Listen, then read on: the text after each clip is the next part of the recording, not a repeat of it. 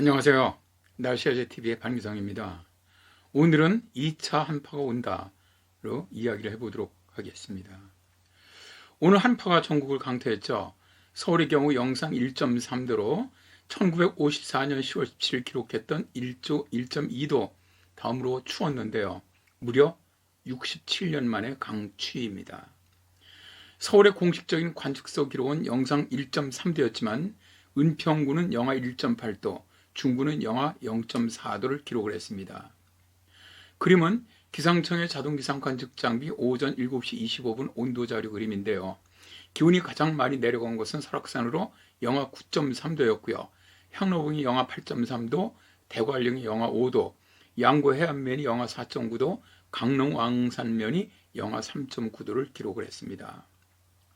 그림을 보시면 퍼플색인 영하권의 날씨인데요. 경기 동부, 강원도 전체, 충북 북부, 경북 북부, 전북 동부 내륙 지방에서도 영하권의 기온을 보였음을 알 수가 있습니다. 이 기온은 전날보다 10에서 15도가량 뚝 떨어지면서 한파주의보가 발령됐는데요.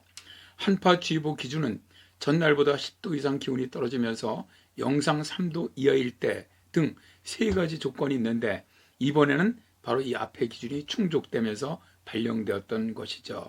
자, 그럼 왜 이렇게 강력한 한파가 내려온 걸까요? 우리나라는 지난주까지 이례적인 고온현상이 발생했었습니다.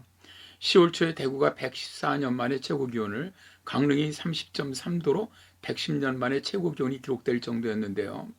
이렇게 고온현상을 가져왔다는 것이 아열대 고압대가 강해지면서 우리나라 남부지방까지 북상했기 때문입니다. 그런데 이번에 급격한 기온차와 함께 한파를 가져온 원인을 보면 첫 번째, 몽골 부근에 중심을 두면서 강하게 발달한 시베리아 고기압이 우리나라로 강하게 확장해 왔기 때문입니다. 둘째, 아열대 고압대를 강화시켰던 적도 인근 해상의 열대 수렴대 활동이 강화되면서 북쪽에 있는 아열대 고압대를 강화시켰었는데요. 지난번에 소개해드렸던 것과 같이 적도 수렴대가 약화되면서 아열대 고압대가 수축했던 것이 가장 큰 원인입니다. 그림에서 10월 4일과 10월 17일 500헥토파스칼의 고도를 보면 5820 GPM 고도선이 북한 북부지방에서 일본 남부 해상으로 위도상 거의 4도 정도 남하한 것을 볼 수가 있습니다.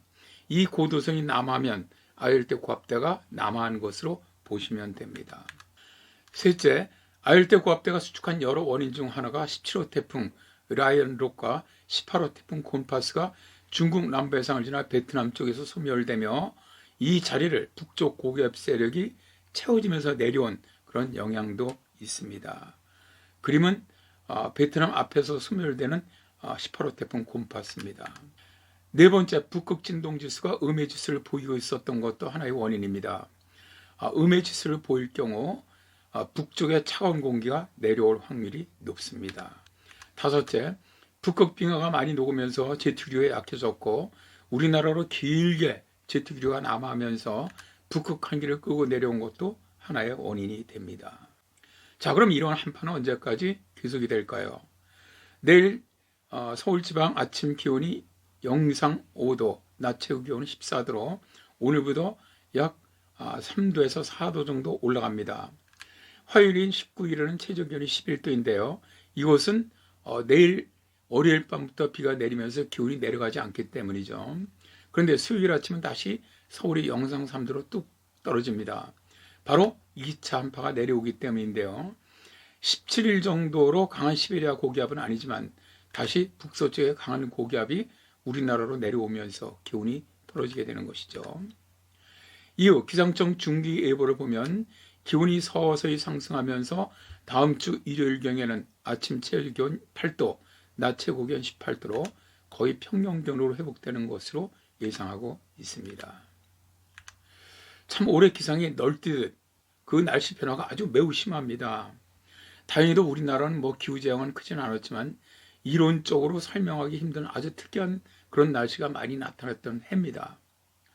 이렇게 날씨 변화가 심할 경우 정신적으로 육체적으로 많은 스트레스를 받습니다. 한 주일 동안 평균보다 기온이 낮을 것으로 보이니까 건강 유의하시기 바랍니다. 감사합니다.